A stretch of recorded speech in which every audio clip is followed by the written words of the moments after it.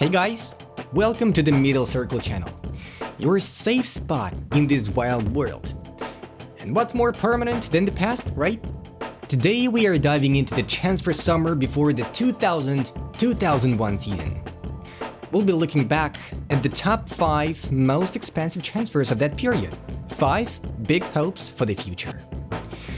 The main questions are, did those crazy investments pay off? And where are those players now?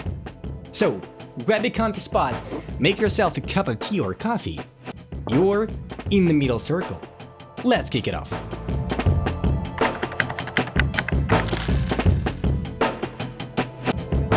Nicolas Anelka was a total phenomenon back then. Even a rough spell at Real Madrid didn't stop PSG from splashing a mind-blowing 34 millions to get him back. It was a homecoming to Paris after Arsène Wenger basically stole him back in February 1997, snatching the super talented Frenchman from PSG to London for just £500,000. Anelka quickly became a star at Arsenal. In less than 2 seasons, he racked up some wild numbers for a 19-year-old. 87 matches, 28 goals, and 13 assists. That set the stage for the next big step. By 20, Nicolas was posing at the Santiago Bernabéu in the shirt of the biggest club in the world, Real Madrid. But the young Frenchman couldn't handle the relentless pressure from the Spanish press and fans. For the hefty 35 million euros Los Blancos paid for him, they expected way more than the 7 goals and 6 assists he delivered in 33 matches during the 1999-2000 season. And sure, he helped the club with their 8th Champions League title, but he was still seen as a transfer flop on Madrid's streets. So, when Real had the chance to pretty much recover that money they'd paid Arsenal, they jumped at it, selling Anelka back to Paris for 35.5 million euros. In the end, they only lost around 500,000 euros, and he still scored goals, so it wasn't a complete waste. The move back to Paris was massive. The most expensive transfer in the club's history before the QSI era. 220 million francs, over 1 million francs per month in salary, a 7-year contract. PSG was getting back their young star and building a new, exciting team. That summer, they also brought in Mikel Arteta and Mauricio Pochettino, who both became pretty big names in top-tier football. But despite Anelka finding his form after the misery in Madrid, 13 goals and 1 assist in 37 matches, it was still a complete flop. Seriously, a team packed with stars like Anelka, Deu, Pochettino, Vampeta, Arteta, Okocha, Barnabia, Christian and Robert had no business finishing 9th in the Liga 1, getting knocked out of the Champions League in the group stage and crashing out early in domestic cup competitions. The 01-02 season was a bit better for the PSG, but not for Anelka. The team won the Intertoto Cup, a tournament that's long gone, and did better in the league. However, the team had a new star, Ronaldinho, signed from Grêmio for just 5 million euros. The coach at the time, Luis Fernandes, didn't see Anelka as the face of PSG's project, unlike the club management back in 2000. Anelka wasn't famous for his difficult personality, and the tension between him and Fernandes escalated quickly. In the end, the club decided to loan him to Liverpool with a buyout option worth 180 million francs. He played 22 matches for the Reds, scoring 5 goals and making 3 assists, but Liverpool decided not to make the deal permanent. In July 2002, Manchester City bought the French star for 22 million euros, but that's a whole other story. Over his career, Anelka played for numerous clubs: Fenerbahce, Bolton, Chelsea, Shanghai Shenhua, and according to that picture, he himself is in shock, Juventus, West Bromwich Albion, and finally Mumbai City, the last stop of his playing career. He retired at 36.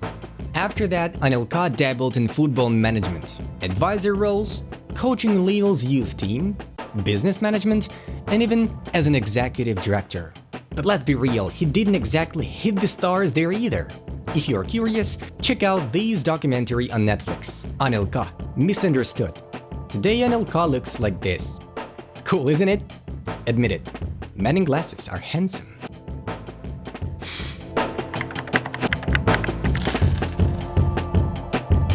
Moving on to the fourth priciest transfer of that period. In the summer of 2000, Roma signed Fiorentina and Argentina legend Gabriel Batistuta for 36 million euros. Batistuta had an ironclad reputation as a striker who would score anywhere. But he made the move to Rome at a mature football age.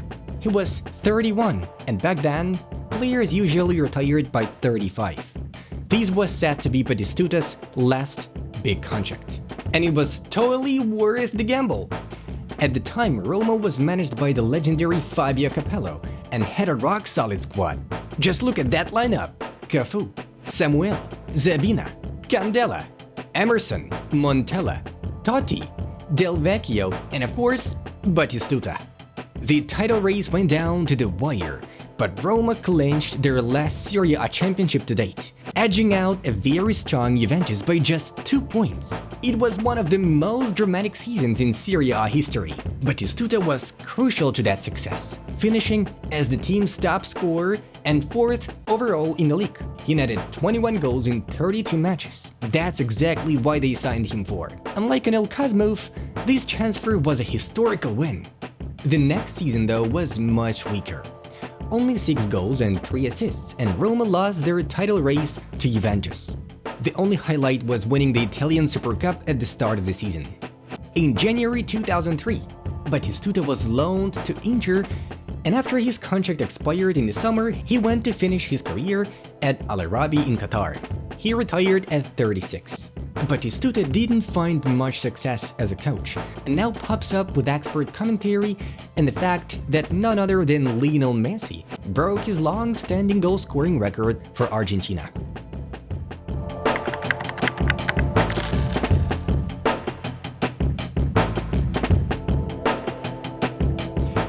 €40 million for Overmars in the summer of 2000 seemed like a monumental deal for Barcelona.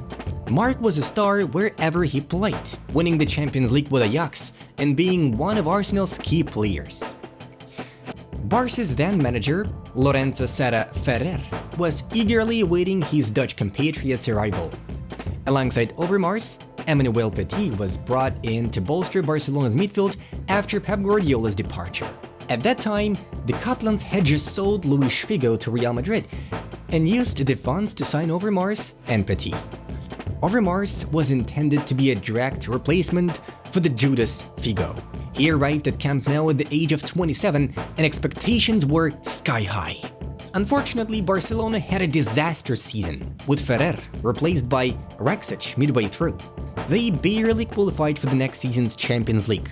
The team also crashed out in the Champions League group stage and also lost the UEFA Cup semi-final to Liverpool. Overmars had a decent season, but scored just 8 goals and provided 9 assists, given the club's struggles. He quickly gained the reputation of being a transfer flop. Over time, the English press revealed that Overmars' knee, injured during his Ajax days, was progressively deteriorating. The 01-02 season shattered Barca's confidence in his fitness. 32 matches, just 1 goal and 5 assists. The 02-03 season was somewhat better, but he didn't match even his first season numbers. 32 matches, 7 goals and 5 assists.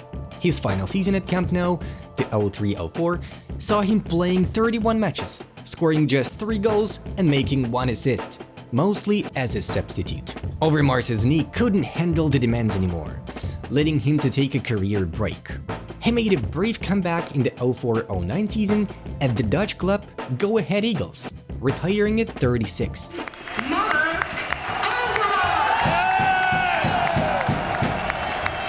Later, he excelled in football management, particularly at Ajax, where he served as technical director. Under his leadership, the club returned to the European elite, reaching the Champions League semi-finals in 2018-19. However, a scandalous dismissal and a 2-year UEFA ban tarnished his reputation. Overmars is now working at Antwerp in Belgium.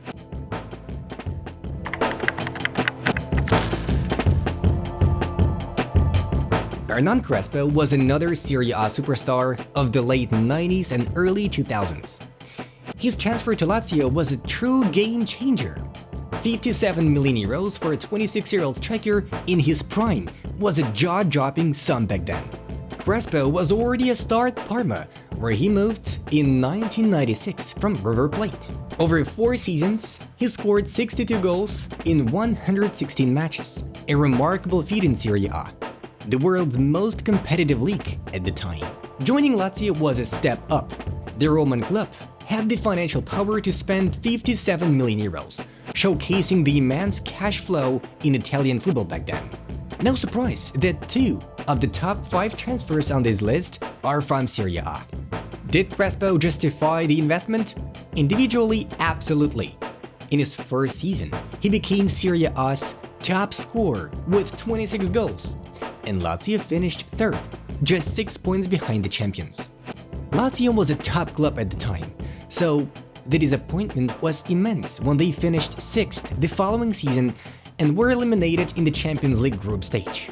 Financial troubles forced the club to sell Crespo, even though he scored 20 goals in 33 matches in the 01-02 season. Lazio's president, Sergio Cragnotti, managed to sell him for 40 million euros and was reportedly thrilled with the deal. Crespo went on to play for Inter, Milan, Chelsea, Genoa, and returned to Parma to finish his career beautifully. It was truly an impressive journey for an elite striker. Later, Crespo ventured into coaching and found success as well. He won the Copa Sudamericana with Defensa y Justicia in 2020 and became the Qatari League champion with Al Duhail in the 2022-23 season. The same season, he also claimed the Qatari Crown Prince and the Qatari Stars Cup, achieving a domestic treble. Amazing!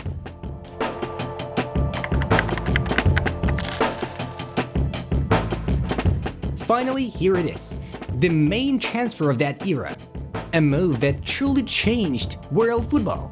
Luis Figo's transfer from Barcelona to Real Madrid remains one of the most controversial deals in football history. To fully understand the magnitude of this transfer, it was equivalent to taking Lionel Messi from Barcelona at the peak of his career. Figo was the best footballer in the world at the time, even winning the 2000 Ballon d'Or while already wearing a Real Madrid jersey. This bold move was orchestrated by the energetic and ambitious candidate for Real Madrid's presidency, Florentino Perez. In order to win the elections against Lorenzo Sanz, Perez initiated what was the biggest transfer in football history. Figo's contract with Barcelona included a buyout clause of 60 million euros, and Florentino acted cunningly, negotiating behind Barca's back by signing a preliminary agreement with Figo's agent, José Veiga. Portuguese legend Paulo Futre also played a role in persuading Figo to make the unimaginable decision to switch sides. During one of Barca's championship parades, Figo even sang